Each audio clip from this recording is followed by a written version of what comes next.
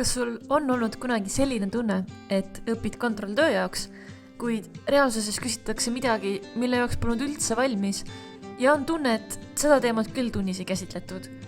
Või näiteks on töö ja üritad vastust meenutada ning meenub, et vastus oli õpikus lehekülg 16 all paremas nurgas, kuid mis see täpsemalt oli? See on vaid hägune mälestus. Kuidas siis õppida nii, et õige asi õigesti meelde tuleks?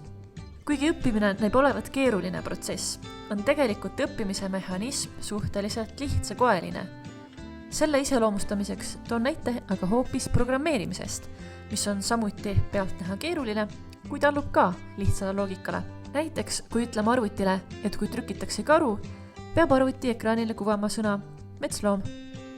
Nüüd oletame, et püüame arvutile õpetada midagi palju keerulisemat. Oletame, et meil on sõbralik robot, kellele püüame õpetada tegema vahet inimestel ja mitte inimestel. Selle jaoks näitame talle erinevaid inimesi ja ütleme, et need on inimesed ning näitame muid asju ja ütleme, et need pole inimesed. Kui aga kontrollime, mida arvuti õppis ja küsime tema käest, kas see on ka inimene, võib robot vastata, et ei, tegu ei ole inimesega. Miks? Sest tegelikult õpetasime kogu ajamata, et inimesed on rõõmsad pükstega ja lühikeste juustega. Sama juhtub üllatavalt palju ka inimestega. Kas mäletate võib-olla mõnda asja, mida väiksena valesti mõistite? Äkki mõtlesite, et vanasti oli maailm mustvalge või kõik asjad on emased ja koerad isased?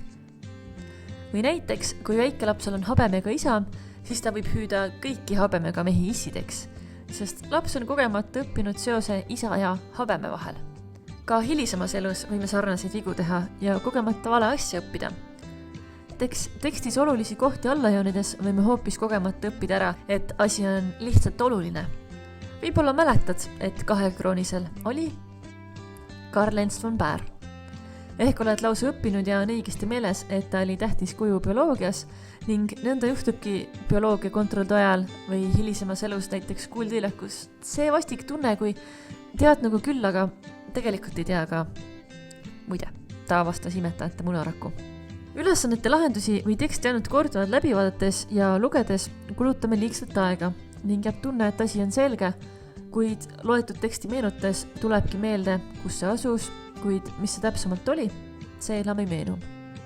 Aina läbi kirjutades saame küll midagi nii-öelda käe sisse, millest võib olla veidi kasu, kuid võib juhtuda, et õpime ainult üht ülesannet lahendama ilma lahenduse põhimõtet teistele ülesannetele üldistades.